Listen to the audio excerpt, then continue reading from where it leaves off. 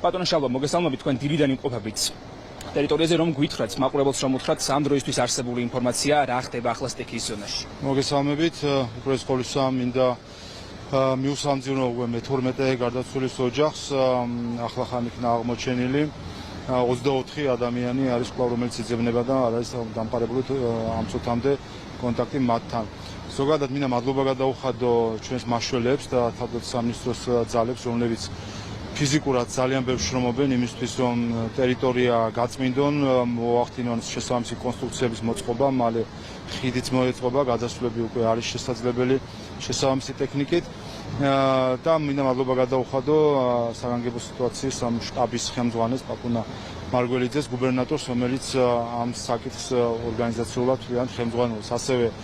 ინფრასტრუქტურის სამინისტროს, თავდაცვის სამინისტროს, შინაგანი საქმეთა სამინისტროს, ჯანდაცვის სამინისტროს, ყველა არის მობილიზებული დღეს ამ საკითხის გარშემო. რაც შეეხება უშუალოდ ძებნის პროცესებს, ამ შემთხვევაში გარდაცვლის აღმოჩენასთან დაკავშირებითაც არის კერები ლოკალიზებული, სადაც მოხდა რამდენიმე წინა დღესაც გარდაცვლის აღმოჩენა და როგორც ჩანს არის ის ადგილი, სადაც მიიტანა გარკვეული კონსტრუქციები და იმ ადგილას ხდება მათ შორის განსაკუთრებით ძებნა და იქ იქნა ზუსტად აღმოჩენილი, ასე რომ საკმაოდ პროფესიონალურად მიყვებიან ჩვენი მაშველები სამძებრო საქმიანობას. ასევე სამედიცინო კუთხითაც მინდა აღვნიშნო და მადლობა გადაუხადო წითელ ჯვარს, ისე როგორც ჯანდაცვის სამინისტრო სრულად არის მობილიზებული და მინდა აქვე ვინაიდანაც გარკვეული მოწოდებები არის ხოლმე შეგროვების, მედიკამენტების, პრედების, წყალი და ასე შემდეგ, არანაირი საჭიროება არ არის. ეხლა არ არის დღეს აქციონიზმის დრო პოლიტიკოსებისთვის, ყველაფრით არის უზრუნველყოფილი,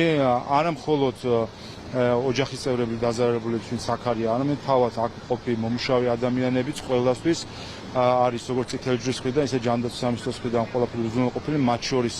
სამედიცინო დახმარება, ფსიქოლოგების დახმარება, მათ შორის აცრებიც უტარდებათ ჩვენს მაშველებს, ტეტანუსზე თუ კი ხდება დაზიანების მიღება, ასე სრულად არის ყველაფერი უზრუნველყოფილი, ამიტომ მინდა მოუწოდო ყველას, რომ ახლა არის მომენტი ჩვენ რომ უგულშემატკივროთ ჩვენს მაშველებს და ვენდოთ მათ პროფესიონალებს. ბატონო შალვა, აუცილებლად უნდა გკითხოთ სტექიის მიზეზებთან დაკავშირებით. ჩვენ ვიცით, რომ არაერთი ინფორმაცია ვრცელდება, არაერთი სახის და ამის გამო საზოგადოებაშიც მიმდინარეობს სხვადასხვა სახის დისკუსია. რეალურად დასკვნა როდის იქნება ცნობილი, რომ პასუხი გაეცეს ამ? მალევე გეოლოგები მუშაობენ უკვე, მათ შორის ვეთქრენიცად შეფრიდნენ, ნახეს მყინვარი, რაც შეიძლება ეხლა უკვე დანამდვილებით თავიდანვე ითქვა პრინციპში, რომ ეს არის მყინვართან დაკავშირებული პრობლემა, სხვათა შორის ამ ტერიტორიაზე დაახლოებით 50 ჰექტარი სრულად არის დაფარული 3 და 5 მეტრამდე მიწის მასით და არის უზარმაზარი მყინვარის ნატეხები, ლოდები ჩამოტანილი პირდაპირ შოვში, შუაგულ შოვში არის ეს დიდი მყინვარის ლოდები. დასკვნები რა თქმა უნდა იქნება მალე, თუმცა აქედან შეიძლება ითქვას, რომ რამდენიმე ტყუილი ვრცელდება და ამიტომ მინდა საზოგადოებას მოუწოდო იყოს ფრთხილი და მათ ვინც ამ ტყუილებს ავრცელებს, მინდა მოუწოდო, რომ საზოგადოების დაბნევას შეეშვან. ვინაიდან მაგალითად ითქვა, რომ თითქოს იყო 2021 წლის დასკვნა სააგენტოსი ამ საკითხთან დაკავშირებით, რაც არის ტყუილი ეხება აბსოლუტურად სხვა მდინარეს, სხვა ხეობას, რომელიც ქვემოთ არის და არანაირი კავშირი ამასთან არ აქვს. ითქვა ტყუილი თითქოს მოხდა ახლახანს კალაპოტის შეცვლა, რაც არის ასევე ტყუილი, 60-იან წლებში მოხდა შეცვლა კალაპოტის, თუმცა კალაპოტი აქ დიდად ვერც ვერაფერს გადაწყვეტდა, იმ ხელა მასა არის ჩამოწოლილი. ასევე ითქვა ტყუილი თითქოს 2 დღის განმავლობაში გროვდებოდა წყალი, რაც ასევე ტყუილია, ვინაიდან პირველადი მონაცემები რაც არის, ეს არის სულ რამდენიმე წუთში მოწყვეტიდან ასე ვთქვათ დაფარა მთლიანად ეს ტერიტორია და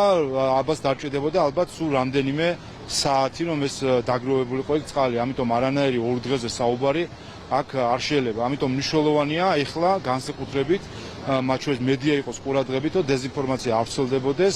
და სამწუხაროა, რომ ჩვენ ხედავთ, რომ ამ ჟამს, როდესაც მთავარი არის კონსოლიდაცია და სოლიდარობა, კვლავ ხედავთ ჯგუფებს, რომელიც ცდილობენ რომ ისარგებლონ ამ მდგომარეობიდან. და ბატონო შალვა, ბოლოს ვკითხავთ, ჩვენ ხედავთ, რომ აქტიურად მიმდინარეობს სამუშაოები, თუმცა რამდენიმე ქვეყანამ გამოთქვა დახმარების სრული, თუ არის ამის საჭიროება? არ არის ამის საჭიროება, ამიტომაც საუბრობდი ჩვენ და ესეც თავიდან სპეკულაცია იყო, მათ შორის ეს ვერტქრენების თემა, რომელიც დღემდე აქვთ არანაირი არ ყოფილა არც ერთი სამაშველო ამოცანა, რომელიც დასახული ქონდა ჩვენს მაშველებს და რომლის გადაუდებელი საკითხი იყო და ის არ შესრულდა. იქნებოდა ეს ვერტფრენების გამოყენება, იქნებოდა ეს ფიზიკური შესვლა თუ იქნებოდა ეს ტექნიკა. ჩვენ გვყავს საკმარისი ცოცხალი ძალა თავდაცვის სამინისტროს სახით მაშველების სახით, რეინჯერების არიან ჩართულები, ტექნიკა არის აბსოლუტურად სრულად უზრუნველყოფილი, მათ შორის კონსტრუქციები, ხიდის კონსტრუქციაც მოეწყობა მალე, 3 სხვადასხვა მიმართულებით კეთდება გზა შესასვლელი, რომ სხვადასხვა მონაკვეთებზე მივიდნენ შემდეგ სამაშველო სამსახურები და ტექნიკა, ასე რომ საჭიროება არ არის, რა თქმა უნდა, არავის არ ეთაკილება დახმარების თხოვნა, როცა ეს საჭიროება, მაგრამ კიდევ ერთხელ ეს არის სწორედ სამწუხარო აქციონიზმი, რაც ხანდახან გარკვეულ ჯგუფებს ჩვენს ქვეყანაში ახასიათებს ხოლმე. მადლობა ბატონო შალვა, შალვა პაპუაშვილი პარლამენტის თავმჯდომარე პასუხობდა ჩვენს